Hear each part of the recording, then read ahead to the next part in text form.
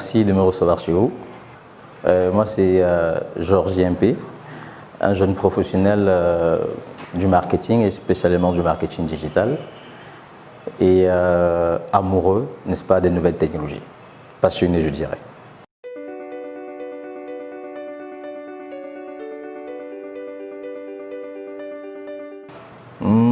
S'il faut répondre à ces questions, je crois on pourra en faire tout un cours. Mais de façon simple, le marketing digital, c'est une science qui va mettre en œuvre, n'est-ce pas, des techniques marketing traditionnelles, mais plutôt sur des canaux numériques, au travers desquels on va pouvoir vendre, communiquer et recruter des clients, suivre aussi des clients et développer aussi, n'est-ce pas, la marque d'une personne ou d'une entreprise.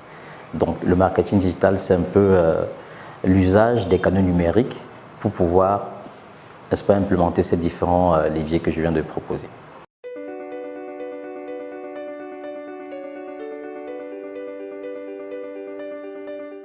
Je dirais qu'elle occupe une place primordiale aujourd'hui. Pourquoi? Parce qu'avant, ce n'était pas le cas. Il y a une évolution des habitudes qui se fait au niveau, n'est-ce pas, de nos usages. Et toutes les entreprises qui conçoivent des biens ou des services sont orientées clients. Ça veut dire que tout ce qu'ils produisent, ils doivent, n'est-ce pas, s'adapter, n'est-ce pas, aux besoins de ces clients-là. D'où l'importance pour, n'est-ce pas, les entreprises de se greffer sur les différentes plateformes où se trouvent leurs clients. Je prends un exemple. Une entreprise aujourd'hui, si elle veut être efficace, il est important, si elle veut vendre, de tenir compte qu'au jour d'aujourd'hui, le même client qui n'avait pas un téléphone mobile ou bien qui n'était pas très orienté social media est sur ces canaux. Donc, elle doit aussi être présente où effectivement, n'est-ce pas, les clients se trouvent. Autrement dit, c'est-à-dire être présent à l'endroit où le client s'entend le moins. Donc, l'impact aujourd'hui du marketing digital dans les activités d'une entreprise, je dirais, est primordial. Les entreprises sont obligées de s'y mettre, donc c'est vraiment très important aujourd'hui pour les entreprises.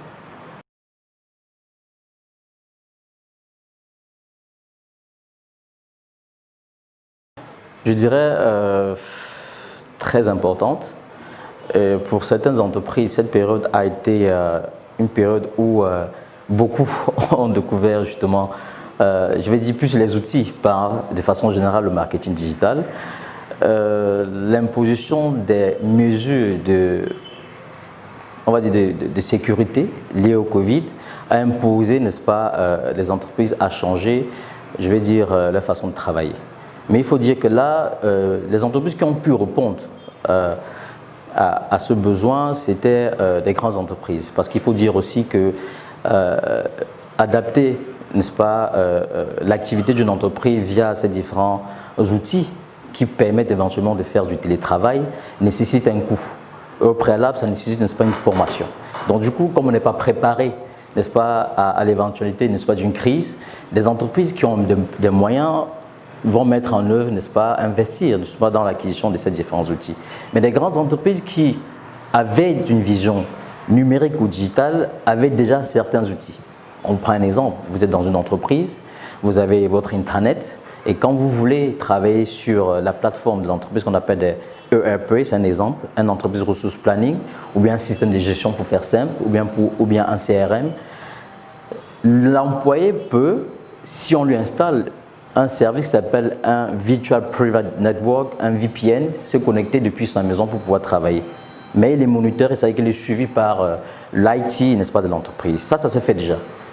Mais maintenant, des conférences et suivre de façon quotidienne l'activité d'une ressource nécessitent des outils un peu plus spécifiques qui répondent, n'est-ce pas, à l'activité, n'est-ce pas, de l'entreprise ou bien au sein de l'unité.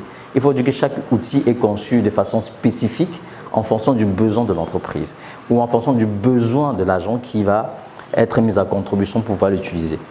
L'avantage derrière, c'est que ces entreprises-là, certaines, je veux dire, ont adopté ces différents outils, ce qui a permis à ces entreprises, non seulement pour certains de découvrir qu'il était possible de le faire, mais pour d'autres, de vraiment optimiser l'utilisation de ces services qui se faisaient juste de façon, je veux dire, à 2-3% au sein de l'entreprise. Mais par contre, il y a des entreprises qui ont perdu parce qu'ils ne sont pas adaptés.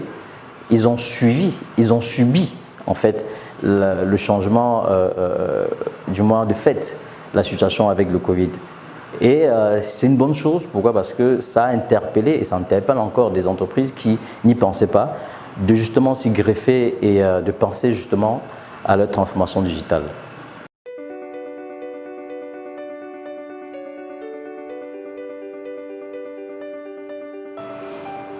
Comme je disais tout à l'heure, certaines entreprises, oui, ont une vision digitale, mais d'autres traînent encore le pas.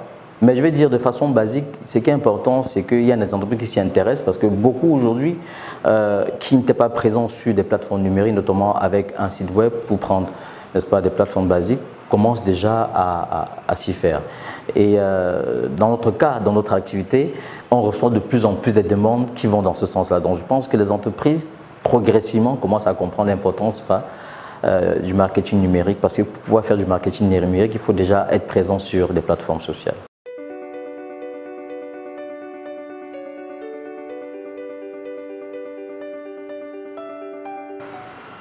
Pour répondre à votre question, je vais m'appuyer sur le mot stratégie. C'est justement ça, il faudrait que l'entreprise ait une stratégie digitale. Il faudrait qu'il y ait d'abord une volonté au sein de l'entreprise de pouvoir passer à sa transformation digitale. C'est d'abord une pensée, c'est d'abord une volonté, c'est d'abord un investissement, c'est d'abord une compréhension de l'activité qui va impacter de façon quotidienne, n'est-ce pas, le revenu de l'entreprise. Parce que généralement, l'entreprise, c'est ça le but. Donc, ça va commencer par cette vision. Ensuite, il faut la formation. Au-delà de la formation, il faudrait que les services de ressources humaines pensent, n'est-ce pas, à recruter des personnes spécifiques qui vont pouvoir, n'est-ce pas, intervenir dans ce processus au sein de l'unité ou de l'entreprise, tout simplement.